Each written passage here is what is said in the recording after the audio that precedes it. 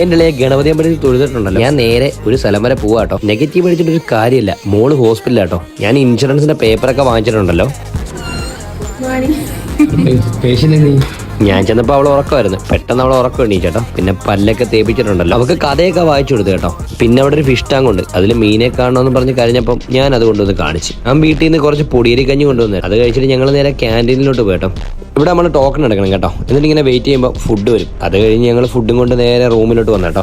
ഇനി പൊതി തുറക്കുക, കഴിക്കുക കേട്ടോ. പൊതി തുറന്നപ്പം തന്നെ ഉണ്ടല്ലോ, കറി എല്ലാം ഒരുമിച്ചിരുന്നപ്പം തന്നെ എന്റെ മനസ്സ് ഔട്ടായി പോയി. അങ്ങനെ ആദ്യം തന്നെ പാക്കിങ്ങിന് 0 മാർക്ക് കേട്ടോ. പൊരിച്ച മീൻ സൂപ്പർ ആയിരുന്നു. ഊണ്, നെത്തോലി ഫ്രൈ, ചൂരക്കറി ഇത്രയും കൂടെ 250 രൂപയായിരുന്നു. സംഭവം അത്യാവശ്യം കുഴപ്പമില്ല. നെത്തോലി ഫ്രൈ എനിക്ക് ഭയങ്കര ഇഷ്ടപ്പെട്ടു. പിന്നെ ഹോസ്പിറ്റലിൽ കിടക്കുന്ന ആളുകൾക്ക് ഇതൊക്കെ മതി എന്നുള്ള രീതിയിലായിരിക്കും അവർ പാചകം ചെയ്തത്. എന്നാലും മീൻകറി ഒന്നും കുഴപ്പമില്ലായിരുന്നു. 10 ഒരു 7 മാർക്ക് കൊടുക്കാം കേട്ടോ. ഫുഡ് കഴിച്ചിട്ട് പിന്നെ മോളുമായിട്ട് കുറച്ച് ഇങ്ങനെ കളിച്ച് ആ ദിവസം കടന്നു പോയി കേട്ടോ.